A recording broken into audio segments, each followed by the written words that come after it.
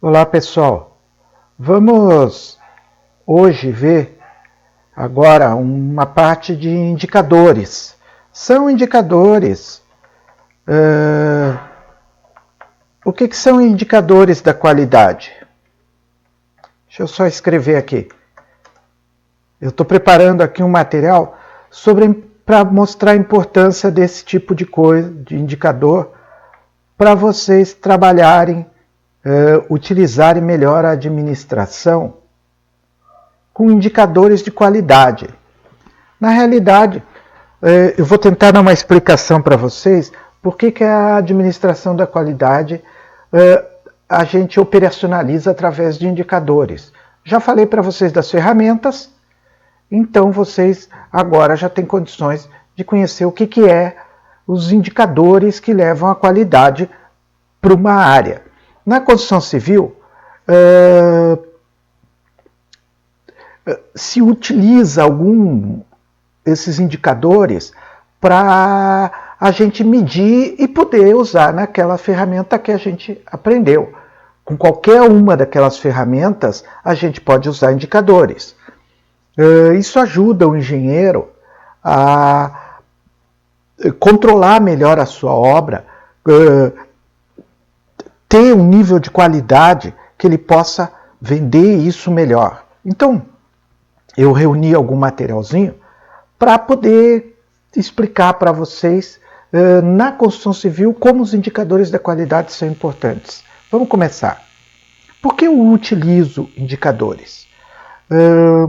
O Sebrae diz que a gente tem que utilizar para identificar prioridades, ajudar na tomada de decisão, criar um histórico do que está acontecendo, definir as responsabilidades, monitorar melhoria nos processos e identificar gargalos, erros. A gente chama de não conformidade isso em qualidade. Então a gente utiliza essas metas de desempenho, que eu tenho que ter prazos, então aumentar a taxa de vendas, reduzir os índices de rejeição numa empresa ou num processo produtivo. São alguns indicadores e metas que eu tenho e vou ter que medir para chegar nessas metas. Então vamos ver o que é o indicador. Vamos lá. Indicadores são mecanismos de avaliação. Eles têm como característica ser mensuráveis. Então, todo indicador precisa ser mensurável. Eu tenho que medir. Não é algo subjetivo, é algo que eu meço. Então, eles têm que ser objetivo, claro, preciso, viável, representativo, ter uma rápida visualização e ter resultados. As características, eles sempre, nossa área de administração, refere-se à satisfação do consumidor.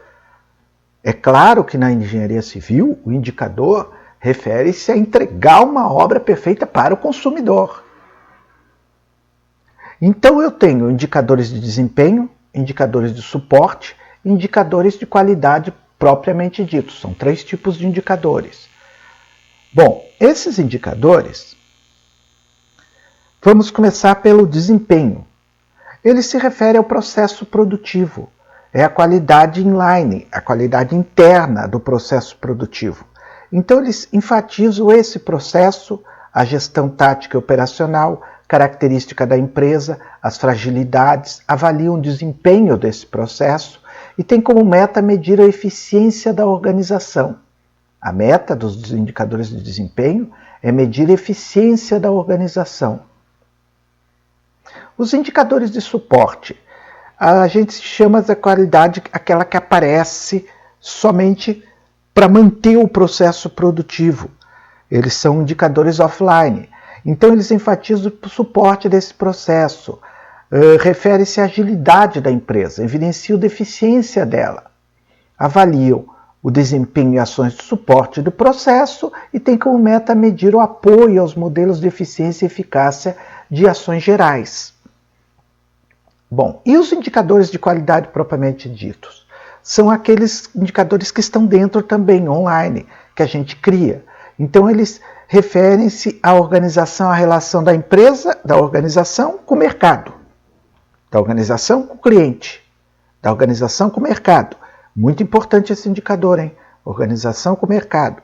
Então, eles têm uma característica, eles enfatizam as relações da empresa com o mercado, a gestão estratégica, refere-se a oportunidades que a empresa vai ter com o mercado, evidenciam ameaças externas à empresa, avaliam o impacto do processo de suporte e tem como meta medir a eficácia da organização. São indicadores um pouco mais abrangentes, inclui os demais e os coloca o serviço e ação estratégica da empresa. Bom, vamos agora ver como é que eu monto um indicador. Eu tenho um elemento. Primeiro elemento é o contexto, situação, assunto e natureza. O exemplo de um indicador. O desempenho dos equipamentos, das peças, do pessoal, da gestão dos fornecedores.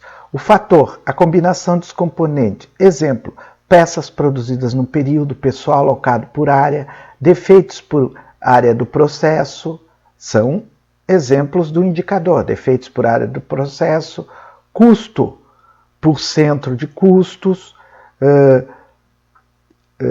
custo, então por fatia de mercado, as medidas são unidades de quais se mede os fatores, exemplo, número de peças que são feitas por hora, percentual do dia, horas trabalhadas por pessoa, percentual do produto por ano, sugestões que o grupo faça, são estruturas de desempenho do indicador.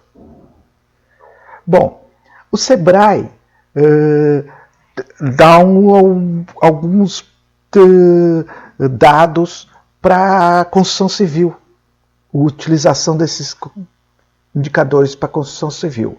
Então eu tenho, um primeiro contato da ordem de serviço é a vistoria. Então eu tenho uma listagem de materiais, uma listagem de equipamento, eu tenho prazos para cumprir, eu tenho equipes e departamento, e eu tenho uma logística e movimentação de materiais. A orçamentação e a proposta que eu faço, eu tenho que gerenciar esse custo da vistoria, orçamentação, proposta. Assino um contrato, é uma eficiência comercial. Então tem uma documentação, a lei de reformas, formulários, certidões, a execução da obra. E aqui eu começo as medições, na execução. Olha só a medição, a execução, eu meço. Os recebimentos, a nota fiscal, o tempo de entrega. Eu tenho que medir, então, a lucratividade por projeto, a apuração da lucratividade, a formulário de utilização e índice de rejeição, a garantia pós-venda.